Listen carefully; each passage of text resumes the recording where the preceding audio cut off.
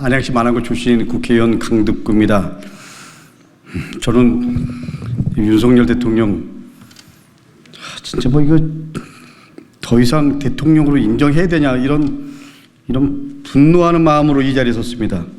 최혜병 수사 외압의 진실을 아직 밝히지도 못했는데 어제 경찰청장 인사청문회에서 또 다른 수사 외압의 짙은 그림자가 드러났습니다. 특히 수사 외압 과정에서 대통령실이 등장하고 도이치모터스 주가 조작의 핵심으로 지목된 이종호 전 블랙펄 인베스트 대표가 거론된다는 것은 국정농단의 짙은 그림자가 대통령실 주변을 에워싸고 있는 것이 아닌지 불안한 의혹을 지울 수가 없습니다. 아니 어떻게 보면 불안한 의혹을 넘어서 확신이죠.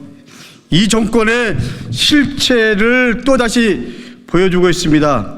보도와 인사청문회 증언에 따르면 지난해 9월 영등포 경찰서에서 진행 중이던 세관 마약 의혹 수사가 결과를 발표하기 전 외압으로 발표가 미뤄지고 내용이 수정된 것으로 드러났습니다.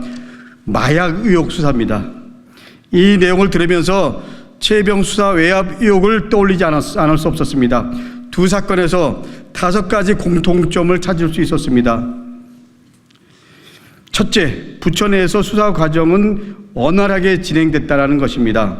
최혜병 관련 수사는 박정훈 수사단장이 수사하고 장관 보고까지 순조롭게 진행됐습니다. 수고했다. 사단장까지 처벌되면 엄정 수사된 것으로 국민은 생각할 수 있다. 이렇게 좋은 평가를 받았었습니다. 그러나 마약 수사 역시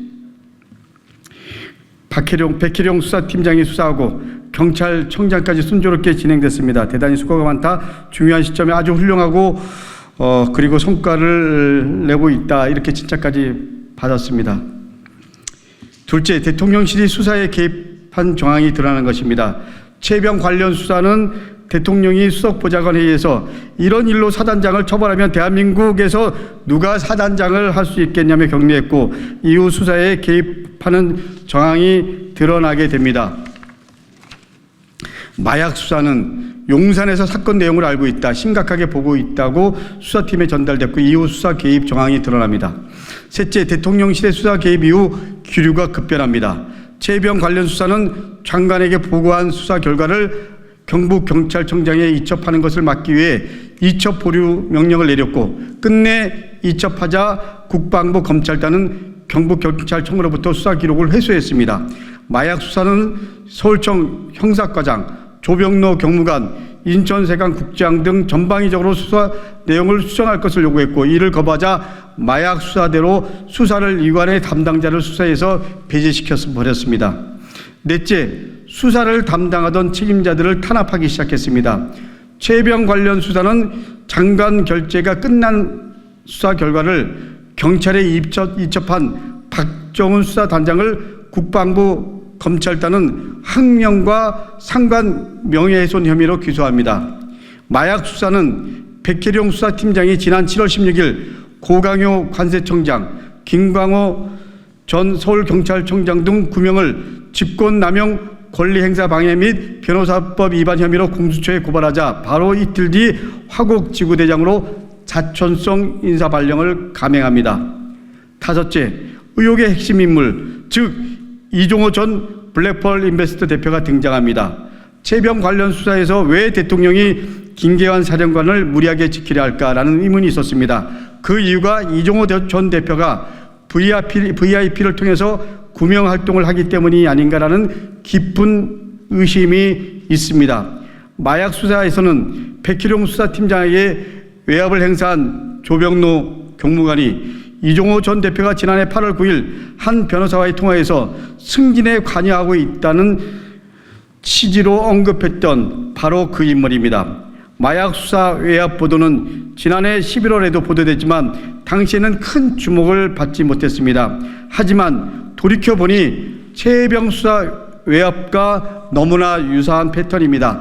마치 제가 양평공지구를 보고 서울 양평고속도로 종점 변경이 이거는 권력이 본질적으로 개입될 수밖에 없다라는 확신이 들었던과 본질적으로 똑같은 패턴입니다. 수사에 개입하고 수사기관을 무력화하고 인사조치로 수사 담당자를 무릎 꿇게 하는 너무나 비열한 윤석열 정부의 행태에 분노하지 않을 수 없습니다.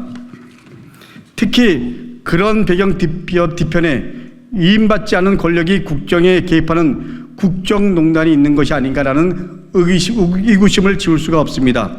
윤석열, 김건희 공동정권에게 분명하게 경고합니다. 지금 윤석열 대통령 탄핵안 청원에 140여만 명의 국민이 동의했습니다. 국민들의 분노는 탄핵을 명령하고 있습니다.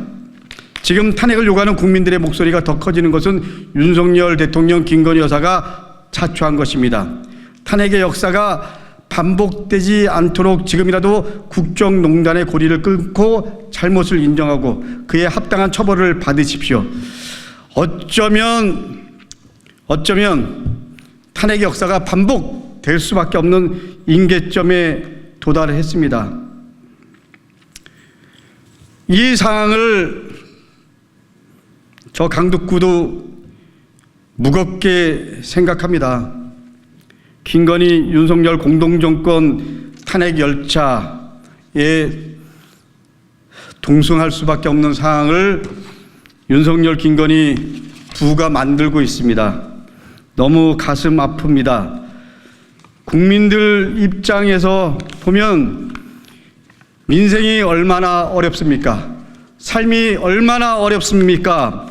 지금 윤석열 대통령은 권력을 사유화하고 그리고 특정 집단의 이익을 대변하는 대통령 모습밖에 보이지 않습니다. 윤석열 대통령 반성하십시오. 이상입니다.